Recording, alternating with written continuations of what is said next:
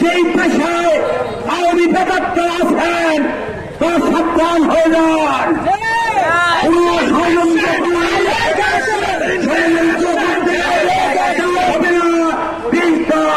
ভেঙে দেওয়া হবে। ছাত্র জনতা প্রস্তুত, বিএনপি সহায়ক শক্তি হিসেবে ছাত্র জনতার পাশে আছে। ইনশাআল্লাহ রাজপথ দখল করেছি, আর কোনদিন ওই শেখ হাসিনার প্রধানমন্ত্রীকে